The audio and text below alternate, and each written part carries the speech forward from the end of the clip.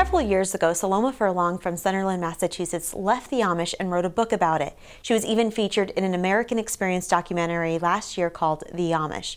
Well, a follow-up documentary follows the lives of those that have left the Amish community and have been shunned by their church, family, and the life they once knew. That'll air Tuesday, February 4th on American Experience.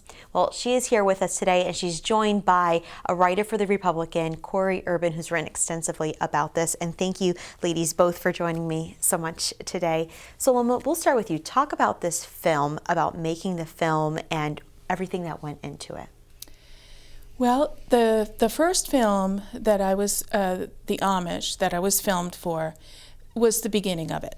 And actually some of that interview is included in the second film. So basically, the connection was Callie Weiser, who was the producer for the first film, asked if I would consider being in the second one as well. And then she asked me in an email, do you know any young people who have left the Amish and are unsure about whether they want to go back or stay out? And I said, no, I don't know anybody like that. I forgot about her request, and a couple of months later, I get this phone call from somebody who wanted to help out a friend of a friend's who had taken in this young woman in Hartford, Connecticut, from a Schwarzentroober Amish community. And the Schwarzentroopers are the most conservative groups of all the Amish. Okay. And he said to me, would you help us understand the culture? Once I got to know Anna, I felt like I need help understanding the culture because it was so different from the community I came from. And so I made plans to meet with her, and then I said, oh, wait a minute, Callie might want to know about this. And so I told her about it, and she was right there. She wanted to go with us to Hartford to meet Anna, and that's when Anna decided not to be filmed with her face showing. She didn't want her identity in there. And then I went back to my emails from before, and I went, wait a minute. Callie gets what Callie wants. She basically had asked for this, and there it was. And so that's how Anna came into the story. So this new documentary, or this follow-up documentary, I should say, is following the lives of 7 different Amish members, yeah, ex-Amish, who have left the Amish community, are dealing with the after effects of it. You're introduced in this documentary, not really introduced because you were in the first one, right, but you take a place in this documentary. Anna, though, is introduced, and Anna is the young girl you were talking about, yes, that left her community, comes to live with you and your husband in, yeah, Sunderland. Yes. And this is where Cori now comes into place. How did Cori play a role in all of this? Well, what happened was that Anna at first did not want to be known. She did not want her story told. Right. She didn't want to be in the paper. And then why don't you, Cori, tell the story of how you discovered Anna? I had met Saloma earlier when her first book came out. I had done a story for The Republican on that book. And I also do some reading features for the Sunday Republican, and I had gone to the Sunderland Library to do some of those features. And when I came down the street, I saw a sign that said Amish Bakery. So I stopped, and a young woman came out and sold me a loaf of bread, and I thought that could probably be a story for The Republican. So I contacted Saloma and asked her if she knew anything about this Amish bakery in Sunderland, and she said, you were at my house. Wow. So she talked to Anna, and Anna agreed that she would be featured in The Republican. And this is a pretty big deal because, like you were mentioning, Amish people don't allow themselves to be photographed or on camera, right, and Anna had just left the Amish, yes, community, and so this was a pretty big... Well, Anna had left in July, and this was sort of October, I think. So when you interviewed her, but also tell the story of the basket. Remember the basket story? Oh, she was also selling baskets, mm-hmm, from the porch along with the baked goods, and the baskets caught my eye because I happened to have a couple of very similar baskets that I had purchased when I took my daughter on a college visit to upstate New York. So I brought it to Anna another day, and she recognized who had made the baskets that I have. The person, wow, in the community who had made that basket. Wow. And I guess that goes back to show how tight this community is. And it's very, you have your culture, you have your family, you have the religion. Everything is so tightly Interwoven. Yes, interwoven, just like a basket would be. Yeah. And this film really shows that turmoil that especially the younger kids face.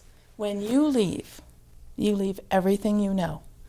And I too was struck by the stories. It is not something that you can even explain to someone who hasn't gone through it. It is so amazing an experience. For me, when I stepped onto the night train, the first time I left, with my head uncovered for the first time in public in my whole life, I felt like I was partly naked. I had a dress that came to the knees, and I just was like, it was exciting, it was exhilarating, but it was also really, really scary. It was terrifying. And so that's what all of us have to go through for those of us who leave. And it was really the article that Cori Urban wrote that really made Anna want to step out and have her story told, with a camera on her. Before that, she really didn't want that very much. Right. And it's because of the Republican story that she was then ready to do. Yeah. Now, speaking of that, Saloma obviously comes from the experience of having been in the Amish community. Cori, you're not Amish. What was it like for you to write about this community, not having been a part of it, but kind of getting a glimpse into it? There was a part of me that really admired it and maybe even longed for it because of the community, because of the simple way of life. I found that very intriguing and very beautiful. But I also know that there are difficulties, as there are in any community, and so I could kind of step back from that and see that in many ways it was very different, but in many ways it was not very different. I was in Burlington at the same time Saloma had left because I was in college there.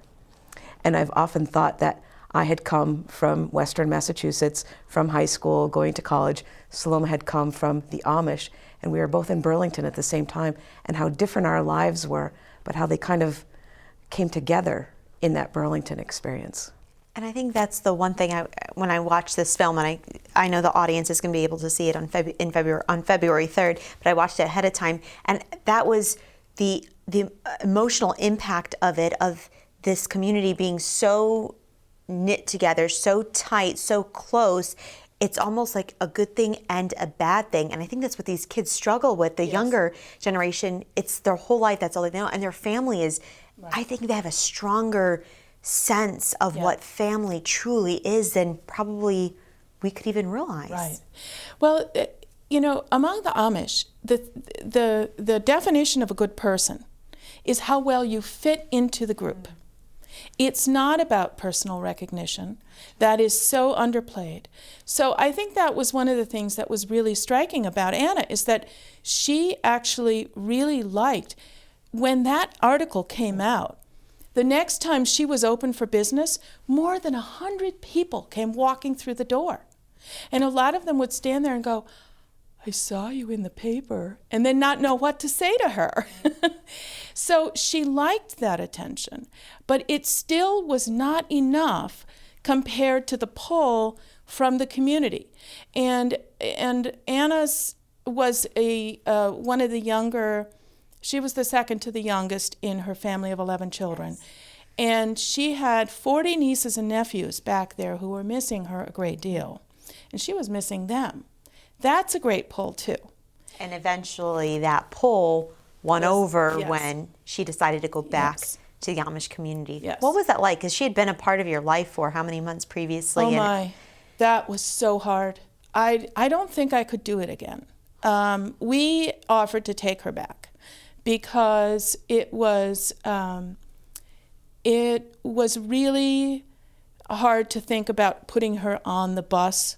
Plus, she loved shopping, and when she came into this culture, she started accumulating stuff. We went back with a car full of stuff. All she had when she left was the clothes on her back. with a prayer book and a recipe book in her pocket. So, you know, really, that was pretty amazing.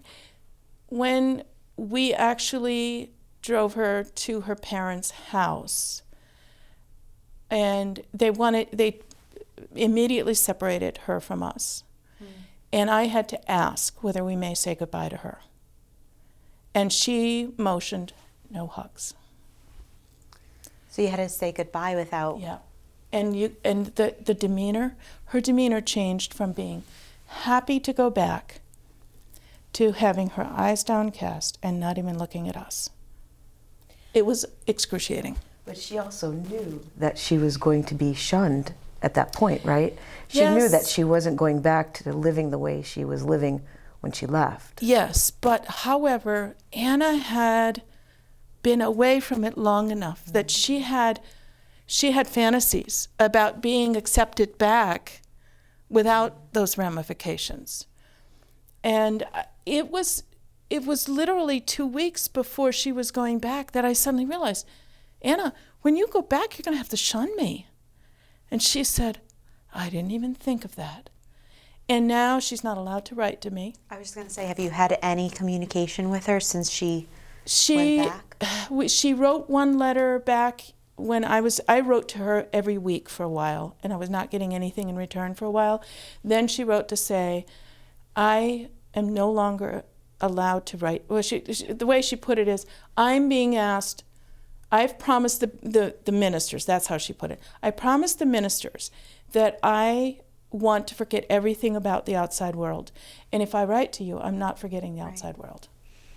But I have heard that she is no longer living with her parents, and she's teaching school.